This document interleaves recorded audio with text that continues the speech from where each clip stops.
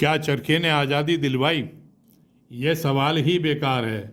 ये वैसा ही सवाल है, क्या तालियां बजाने से कोरोना भगा दिया? ना तो चरखा बुलेट प्रूफ जैकेट है जिसने अंग्रेज़ों की आग उगलती बंदूकों को रोक लिया हो, ना वह तोप की नाल है जिससे छोड़े गए गोलों ने वायसराय का महल ढा दिया हो। परंतु रुकिए, जरा धैर्य से आगे की बात सुन लीजिए। क्या आपने कहीं गांधी साहित्य में यह पढ़ा है कि चरखे से आज़ादी मिली, या गांधी के जात कुजात किसी अनुयायी ने यह कहा हो कि चरखे से आज़ादी मिली थी? यह सवाल तो शैतानी के ख्याल से ही उठाया जाता है। चरखा शस्त्र नहीं है, चरखा एक विचार है। किसी भी संघर्ष को चलाने के लिए लोगों की ज़रूरत होती है। आप जरा गंभीरता से सोचिए। आज़ादी की जंग में आह्वान किया गया कि लोग स्कूल, कॉलेज, नौकरी, अपना व्यवसाय छोड़कर संघर्ष में आए। लाखों लोगों ने ऐसा ही किया, जेल गए। जब घर की आय का स्रोत यानी कमाने वाला जेल चला जाएगा तो घर का भरण पोषण कैसे होगा? तब गांधी ने आह्वान किया था कि प्रत्येक घर में चरखा रहे और घर के सभी लोग चरखा चलाना सीखें। जब परिवार का एक या दो सदस्य जेल में चले जाएंगे तो परिवार के बाकी सदस्य चरखे से सूत कातेंगे। इसके दो लाभ हैं।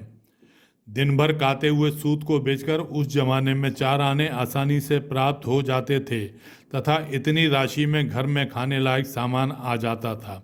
दूसरा, स्वतंत्रता संग्राम की रणनीति में यह भी था कि हम अपने राष्ट्र से प्रेम करते हुए राष्ट्रीय उत्पादों का प्रयोग करें।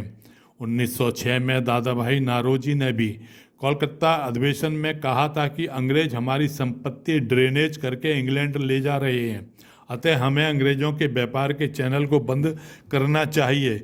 उस जमाने में कपड़ा मैनचेस्टर से आता था। चरखे ने मैनचेस्टर के आयात पर बड़ी चोट दी। गरीब आदमी देसी खादी के कपड़े पहनने लगे। नेताओं के खादी पहनने का तभी से आरंभ हुआ।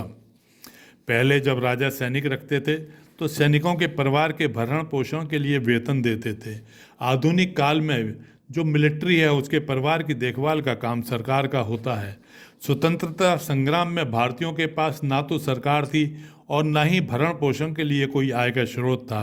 तब गांधी ने कहा था कि चरखे से अपनी आय के स्रोत को जीवंत करिए। बस इतनी सी बात है। इसलिए मुनासिब नहीं होगा कि कहें कि चरखे ने आज़ादी दिलवाई, परंतु जरूरी होगा कि कहें चरखे के अर्थशास्त्र से आज़ादी की लड़ाई लड़ी गई। इसके साथ ही दूसरी बात भी ध्यान से सुन लीजिए। 29 मार्च 1931 को गांधी ने कराची सम्मेलन में स्पष्ट कहा था, कोई भी भारतीय चाहे वे किसी भी ढंग से अंग्रेजों के खिलाफ लड़ रहा है वह हमारा है। हम इतना जरूर चाहेंगे कि अलग अलग तरीके से लड़ाई लड़ने के बजाय एक ही विचारधारा के साथ अंग्रेजी सरकार को धक्का दें। तो ये काम आसानी से और जल्दी भी हो सकता था। बस इतनी सी बात है। इसमें बाबू का मंतव्य भी समझ में आता है कि किसी भी क्रांतिकारी के खिलाफ उनके मन में कोई दुर्भावना नहीं थी। उन्होंने उन लोगों के खिलाफ भी कभी कुछ नहीं कहा जिन लोगों ने अंग्रेजों से माफ़ी मांगकर जेल से रिहाई कराई। बापू ने तो उनकी भी सराहना करते हुए कहा था कि बहरहाल जो जेल गए उन्होंने आज़ादी की लड़ाई में कुछ तो कार्य किया है। फिर मैं अपनी बात का अंत उसी बात से करूंगा कि इसी प्रकार यह ना समझें कि ताली बजाने से कोरोना भागा। यह भी एक विचार है। जो लोग कोरोना काल में सेवा में लगे हुए थे उन लोगों को सम्मान देने के लिए तथा उनकी हौसला अफजाई के लिए तालियां बजाई गई। तो बात को सही ढंग से समझने का हम प्रयास करेंगे तो हमारे मस्तिष्क में गैर जरूरी सवालों की उपज नहीं होगी। वैसे सवालों की उपज अच्छी बात है, जिज्ञासा हो, परंतु जिज्ञासा का उत्तर प्राप्त कर जिज्ञासा को शांत कर लेना चाहिए। जिन लोगों ने अंग्रेजों का साथ दिया उन लोगों के मुकाबले चरखा गौरवान्वित होने का पात्र है।